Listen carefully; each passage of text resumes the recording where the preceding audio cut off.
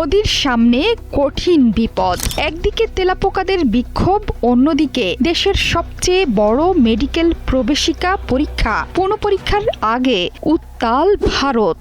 প্রশ্ন ফাঁসের আশঙ্কায় ভারত জুড়ে সাময়িকভাবে বন্ধ সামাজিক যোগাযোগ মাধ্যম টেলিগ্রাম, সামাজিক মাধ্যম বন্ধ ককরোচ জনতা পার্টির উত্থান এবং তাদের সাথে কংগ্রেস নেতা রাহুল গান্ধীর সমালোচনায় কোন ঠাসা দেশের হিন্দুত্ববাদী নরেন্দ্র মোদী সরকার। এই আন্দোলনের প্রধান নেতা তথা ককরোচ জনতা পার্টির প্রতিষ্ঠাতা অভিজিৎ দীপকেকে মারধরের ঘটনায় চড়ছে উত্তেজনার পারদ। তরুণ তুর্কিদের সাথে রাজপথে নেমেছেন কংগ্রেস নেতা রাহুল গান্ধীও। মোদির অস্বস্তি বাড়িয়ে বুধবার দেশের রাজস্থানের কোটা শহরে প্রতিবাদী বিরোধী দলনেতা রাহুল গান্ধী শুধু তাই নয়, টেলিগ্রাম বন্ধ করা নিয়ে কেন্দ্রের চূড়ান্ত সমালোচনায় রাহুল। যদিও বিজেপি বলছে শিক্ষার্থীদের কাঁধে বন্দুক রেখে রাজনৈতিক ফায়দা লুটতে চাইছে কংগ্রেস।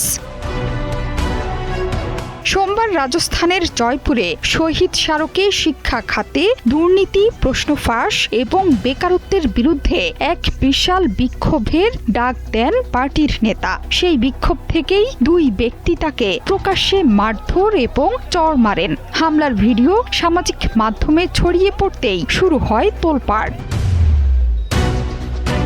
গত 6 জুন দিল্লিতে হওয়া বিক্ষোভে বড় ঘোষণা দিয়েছিল ককরোচ জনতা পার্টি। মেডিকেল ভর্তি পরীক্ষা, নিট এবং অন্যান্য পরীক্ষার প্রশ্ন ফাঁসের ঘটনায় কেন্দ্রীয় শিক্ষামন্ত্রী ধর্মেন্দ্র প্রধান পদত্যাগ না করলে দেশ জুড়ে ধারাবাহিক আন্দোলনের ঘোষণা দেন অভিজিৎ দীপকে। সেই ঘোষণার অংশ হিসেবেই জয়পুরে বিশাল বিক্ষোভ কর্মসূচি। নিট প্রশ্ন ফাঁস, পরীক্ষা ব্যবস্থার অনিয়ম এবং তরুণদের বেকারত্বের প্রশ্নে রাজস্থানের কোটা শহরে বিরোধী দলনেতা রাহুল গান্ধীর বিশাল কর্মসূচি। রাহুলের কর্মসূচিকে ঘিরে সরব বিজেপি। শাসক দলের অভিযোগ, শিক্ষার্থীদের ব্যবহার করে রাজনৈতিক সুবিধা আদায়ের চেষ্টা করছে কংগ্রেস। গত কয়েক মাস ধরে বিভিন্ন প্রতিযোগিতামূলক পরীক্ষা নিয়ে দেশ জুড়ে বিতর্ক চলছে। বিশেষ করে নিট প্রশ্ন ফাঁসের অভিযোগ সামনে আসার পর কেন্দ্রের মোদী সরকারকে একাধিকবার আক্রমণ করেছে বিরোধীরা। সেই ইস্যুকেই আরো জোরালোভাবে সামনে আনতে চাইছে কংগ্রেস।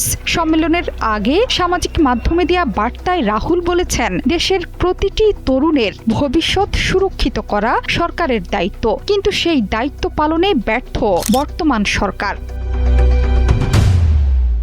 জোহরা চৌধুরী সেতু, ৭১।